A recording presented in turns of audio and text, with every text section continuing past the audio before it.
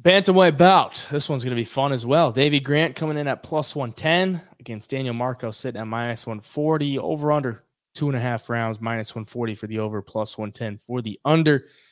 Marcos undefeated, 14-0. And Davey Grant, 37 years old, sitting at 13-6, 3-2 in his last 5. What a fight it was his last time out against Rafael Assunção. Gets the 3rd round submission when he was probably losing on the scorecards, or he was losing on the scorecards. The inverted triangle, like the Hail Mary of all Hail Marys, and he gets it done in the 3rd round. That's his second 3rd round finish in a row.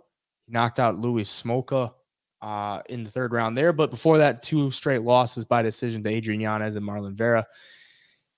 He's 6-5 in the UFC. 37 years old. You got to wonder how long in the tooth he is at this point. But Daniel Marcos bursting on the scene. I'm honestly surprised to see him as a favorite in this role because he was a dog against Simon Oliveira. And he busted him up and got him out of there in the 2nd round. And he was a slight dog against Brandon Lewis on the Contender Series. So back-to-back dog spots for Daniel Marcos. Cashing both. And now he's a favorite against the vet, Davey Grant. What are you thinking? Yeah, so for Daniel Marcos on the Contender Series, I faded him just because he had been on like a, man, what was it? Like a 3-year layoff or something like that? 2 or 3-year layoff. And I was like, man, I don't like that at all. But it was clear that the dude had been training and getting better. Yeah. Because he looked really good.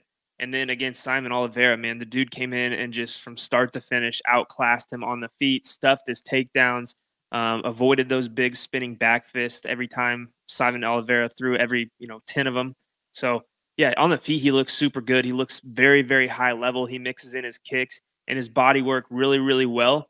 But the one thing is, man, Davey Grant's going to be way more of a dog and a scrapper than Simon Oliveira was on the feet. Like, Davey Grant's super experienced. He's fought some really good fighters. I mean, his last 2 losses were Adrian Yanez and Marlon Vera, Chito Vera. And the Yanez fight was by split decision he lost. So, he's on that level with those guys as far as striking goes. He landed 98 strikes on Adrian Yanez. He landed 83 on Chito. The dude can strike. And, if it goes to the ground, we saw him with that inverted triangle against Rafael Assunção, who Assunção's damn good on the ground too. So Davey Grant's got skills everywhere the fight goes. I just worry maybe it's a little too much for Daniel Marcos, just coming off of 1 fight in the UFC. I mean, he fought on the Contender Series, Brandon Lewis, who, didn't seem to be too equipped to deal with that kind of pressure and that kind of striking on the feet.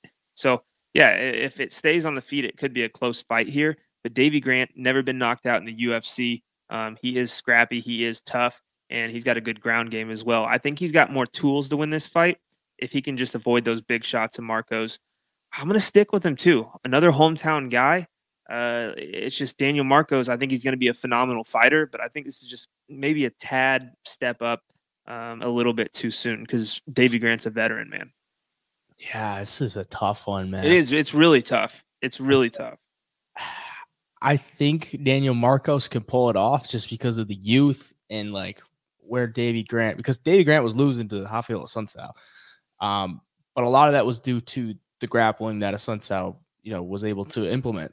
Don't see Daniel Marcos doing it in that one. Like this one, 2 kickboxers basically. And probably going to see a lot of leg kicks. Yeah. I do like the front kick from Marcos right up the middle. If he catches Davey Grant with that, I don't know if you could take a front kick clean to the chin like that and still walk through it.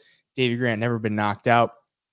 Maybe this could be the time. But at this point, I don't know that I could get behind that price of Marcos because, like, how do you go from being an underdog against 2 guys that probably shouldn't even be in the UFC to be the favorite against a guy who's like a UFC veteran, 6-5 in the UFC. He's got wins over Chito Vera. I mean, Jonathan Martinez, like he's not that old. 37, but Rafael Assunção was also 40 years old. So, I mean, yeah, like they could still do it at that age. I don't think he has that many miles on him.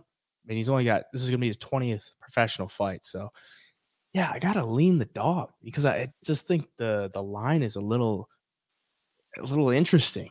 But the part of me is like, I like Marcos because the youth and the durability and just the overall I think athleticism at this age could be the key, but at this price, it's like, can you really like justify it? I don't know. Mm-hmm. So yeah, I think the value side is the Davey Grant side.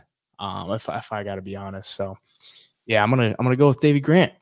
Yeah. And you know who Marcos kind of reminds me of? Like I was going through today and looking at the records and seeing who Marcos kind of resembles. And it is kind of that Jonathan Martinez style, like good leg kicks, good kicks to the body, good striking on the feet. Davey Grant was able to, land 48 strikes on him in 2 rounds and then find that knockout in the middle of the second round on him. So I don't know, man. It's a tough one, but it's hard to not, like you said in the last fight we broke down, it's hard not to get behind these home field advantage guys. And Davey Grant's definitely going to have some fans there.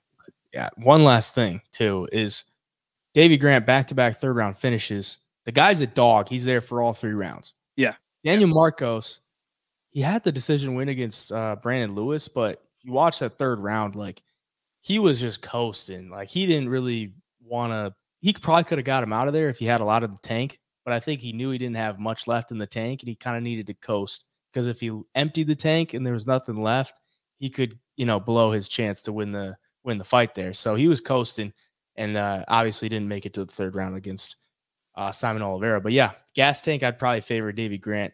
It's just a dog, home cooking there. So slight dog shot, definitely worth it.